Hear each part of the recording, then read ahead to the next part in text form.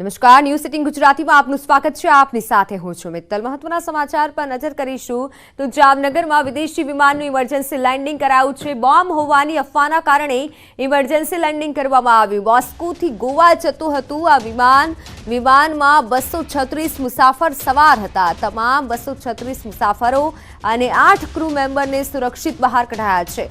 મુસાફરોનો સામાન ચેક કરવામાં આવ્યો। એનએસજીની ટીમ અને પોલીસ અધિકારીઓ ઘટના સ્થળે પહોંચ્યા, જ્યારે જામનગર, દ્વારકા અને મોરબી એમ 3 જિલ્લાના એસપી પણ જામનગર એરપોર્ટ પર પહોંચી ચૂક્યા છે। એરપોર્ટ પર બોમ્બ સ્ક્વોડ પણ છે, જ્યારે ચેકિંગ હાથ ધરવામાં આવ્યું છે। અઝુર એરલાઇન્સનું આ વિમાન મોસ્કોથી ગોવા જતું હતું। જે વિમાન અંગે સાંજે 6 વાગ્યા આસપાસ ગોવા એટીસીને બોમ્બ હોવાની આશંકા વ્યક્ત કરતો એક મેલ મળ્યો હતો અને જે બાદ રાત્રે જામનગર ખાતે ઇમરજન્સી લેન્ડિંગ કરવામાં આવ્યું। જોકે હજી સુધી બોમ્બને લઈને કોઈ પુષ્ટિ કરવામાં નથી આવી। આ સમગ્ર ઘટના અંગે કલેક્ટર ડોક્ટર સૌરવ પારઘીએ કહ્યું છે કે મુસાફરોના ઉતરાણ બાદ ફ્લાઇટની બોમ્બ સ્ક્વોડ સહિતની ટીમ દ્વારા તપાસ કરવામાં આવી રહી છે। તો જામનગરમાં રશિયન વિમાનની તપાસ યથાવત છે। બોમ્બના મેસેજ બાદ વિમાનમાં તપાસ હાથ ધરાઈ। ગઈકાલે બોમ્બની આશંકાએ વિમાનનું ઇમરજન્સી લેન્ડિંગ કર્યું હતું। તપાસમાં હજી સુધી બોમ્બની કોઈ પુષ્ટિ કરવામાં નથી આવી। મોસ્કોથી ગોવા જતું હતું અઝુર એરલાઇન્સનું વિમાન। પ્લેનમાં 236 પ્રવાસી, 8 ક્રૂ મેમ્બર સહિત ને બહાર કાઢવામાં આવ્યા છે। મોડી રાત્રે એનએસજીની ટીમ પણ જામનગર પહોંચી છે। લેન્ડિંગ બાદ એનએસજી બોમ્બ સ્ક્વોડે તપાસ હાથ ધરી। પ્લેનની અંદર પ્રવાસીઓના સામાનની તપાસ થઈ રહી છે। સતત 6 કલાકથી પણ એનએસજીની ટીમ આ તપાસ કરી રહી છે। જામનગર, દ્વારકા, મોરબીના એસપી પણ સ્થળ પર પહોંચ્યા, જ્યારે તમામ 244 પ્રવાસીઓ રાતથી એરપોર્ટ પર સુરક્ષિત રખાયા છે। સાંજે 6 વાગે ગોવા એટીએસની આ ધમકીભર્યો મેસેજ ઈમેલ મળ્યો હતો। ઈમેલ મળ્યા બાદ રાત્રે જામનગર ઇમરજન્સી લેન્ડિંગ કરવામાં આવ્યું।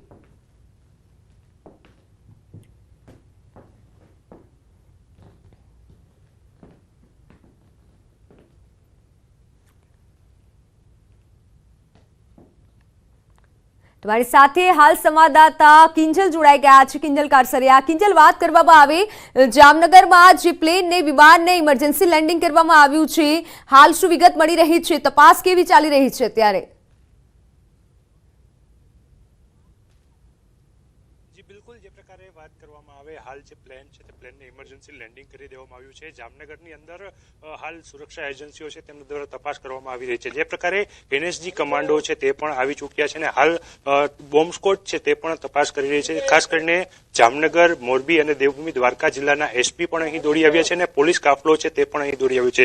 જે પ્રકારના દ્રશ્યો આપ મારી પાછળ જોઈ રહ્યા છો, અહીં પોલીસની ગાડીઓ પણ જોઈ શકાય છે। બીજી તરફ જે એરપોર્ટ તરફનો રસ્તો છે, આ રસ્તાને પણ ખાલી કરી દેવામાં આવ્યો છે। અહીં કોઈ પણ લોકોને પ્રવેશ કરવા દેવામાં આવતો નથી, કારણ કે જે પ્રકારે હાલ પણ હજી ચેકિંગ છે તે ચાલુ છે। મોડી રાત્રે 10:30 વાગ્યા આસપાસ જે પ્રકારની આ સમગ્ર ટીમો છે તે અન્ય ટીમો પણ આવી પહોંચી હતી। 9:49 જ્યારે આ પ્લેન છે તે પ્લેનનું ઇમરજન્સી લેન્ડિંગ કરાવવામાં આવ્યું હતું ને ખાસ કરીને જે બોમ્બ મૂકવાની જે વાત હતી તે વાતને લઈને હાલ સુરક્ષા એજન્સીઓ છે તે જે પ્રકારે હરકતમાં આવી છે અને તમામ બાબતે તપાસ છે તે હાલ ચાલી રહી છે। જામનગર એરપોર્ટ ઉપર અત્યારે નાકાબંધી કરી દેવામાં આવી છે। રાતથી જ 10 વાગ્યાથી જ અહીં તમામ જે લોકો આવી જતા હોય છે તમામ લોકોની પ્રતિબંધ કરી દેવામાં આવ્યો છે અને હાલ પણ જે તપાસ છે તે ચાલુ છે। જિલ્લા કલેક્ટર સૌરવ પારઘી છે તેને પણ હાલ એરપોર્ટની અંદર ધામા નાખ્યા છે અને તમામ જે ચેકિંગ કાર્યવાહી છે તે થઈ રહી છે તેવું તેઓએ ન્યૂઝ 18 સમક્ષ અત્યારે જ્યારે વાતચીત થઈ ત્યારે પણ તેમને જણાવ્યું છે।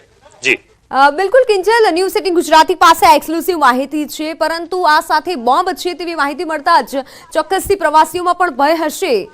તો હાલ વહીવટીતંત્ર તરફથી શું સૂચનાઓ આપવામાં આવી છે પ્રવાસીઓને ખાસ કરી? જી બિલકુલ, જે પ્રકારે પ્રવાસીઓ છે 236 જેટલા પ્રવાસીઓ ઉપરાંત 8 ક્રૂ મેમ્બર એટલે કે 244 જેટલા લોકો છે, આ લોકોને વેઇટિંગ એરિયામાં જ હાલ રાખી દેવામાં આવ્યા છે અને અહીં તેમનું તપાસ છે તે કરવામાં આવી રહી છે। હાલ જે પ્રકારે જે ચાર્ટર પ્લેન છે તેમની અંદર તપાસની કાર્યવાહી છે તે પૂરું થઈ ચૂક્યું છે, પરંતુ જે પ્રકારે તેમનો લગેજ હોય આ લગેજને હાલ તપાસણીની શરૂઆત કરવામાં આવી રહી છે અને જામનગરની અંદર જે પ્રકારે ઇમરજન્સી લેન્ડિંગ કરવામાં આવ્યું હતું 9:49 જ્યારે રશિયન પ્લેન છે તેમને ઉતારવામાં આવ્યું હતું, જે તમામ બાબતો બાબતો છે તે બાબતોને લઈને બોમ્બ મુકાયાની જે વાત હતી તેને લઈને સુરક્ષા એજન્સીઓ પણ સતર્ક બની હતી, પરંતુ જે પ્રકારે આ સમગ્ર ઘટનાક્રમ રહ્યો છે તેને લઈને કેન્દ્ર સરકાર છે તે પણ હરકતમાં આવી છે અને એનએસજી કમાન્ડોની ટુકડી છે તેને પણ મોકલી દેવામાં આવી છે.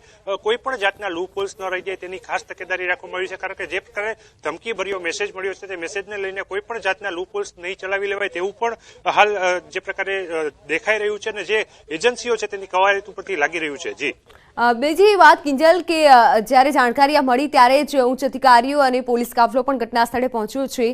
હજુ કેટલા સમય સુધી આ તપાસ જારી રહી શકે છે?